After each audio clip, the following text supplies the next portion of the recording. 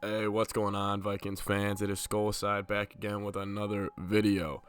Now, as you know, the Vikings have two first-round picks in this upcoming NFL draft that will be taking place April 23rd through April 25th.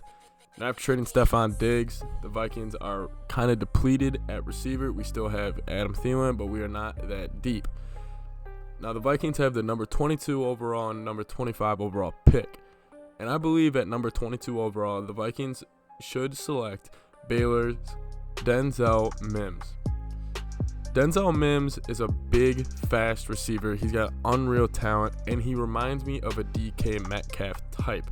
He's 6'3", runs a 4.38, and he has a body control that would make him fit as an outside option in this Vikings offense. He can easily be a deep threat because of his size and speed, and can easily just be a third down guy due to his physicality at the wide receiver position. Mims, he also has a 38.5-inch vertical leap and a 131-inch broad jump. This dude's a freak athlete. He reminds me a lot of DK Metcalf.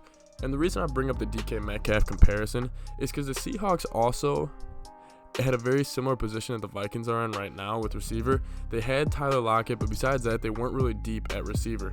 And I believe if the Vikings would go add Denzel Mims out of Baylor, kind of like how the Seahawks added DK Metcalf, it could work as a Metcalf Lockett and a Mims Thielen type of tandem that the Vikings will not be having now that Diggs and Thielen will no longer be together.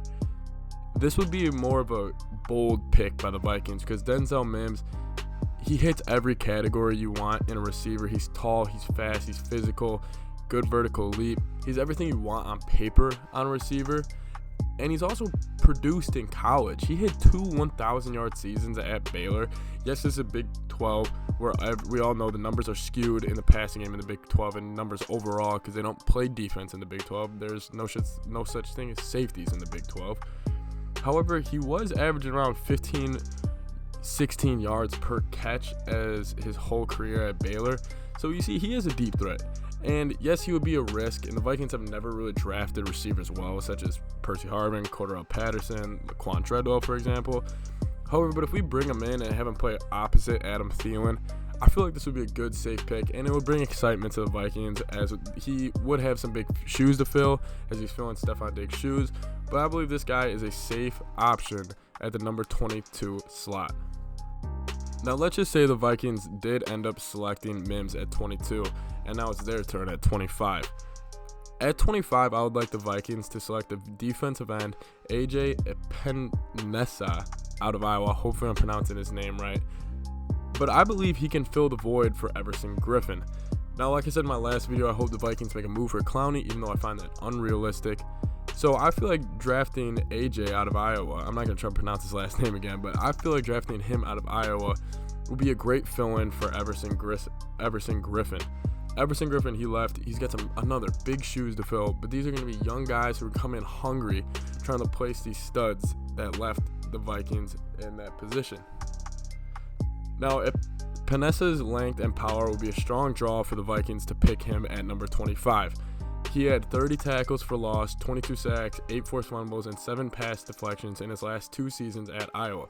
He has constantly progressed as he's gotten older and more mature, and Iowa always produces studs and dogs. I feel like every player that's came out of Iowa in the past has just had a dog and a kind of go-get-it mentality to him, and I feel like he will fit in really well across from Danielle Hunter.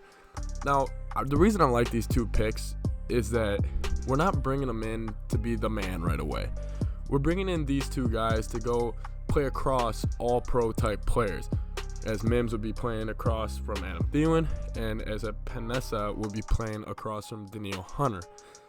Now imagine Danielle, AJ Peneza, and Michael Pierce all on the D-line if we do want to convert to a 3-4, with guys like Ifedi and all of them rotating in. Now that's also another thing. AJ Peneza doesn't need to play right away if we take him in the first round. He can get second string reps and be a rotational guy at first during the year until he can really find his own in the NFL, because he'll be playing besides Ifedi, who has just broken out in this past year, who I actually think Ifedi will have a breakout year this year.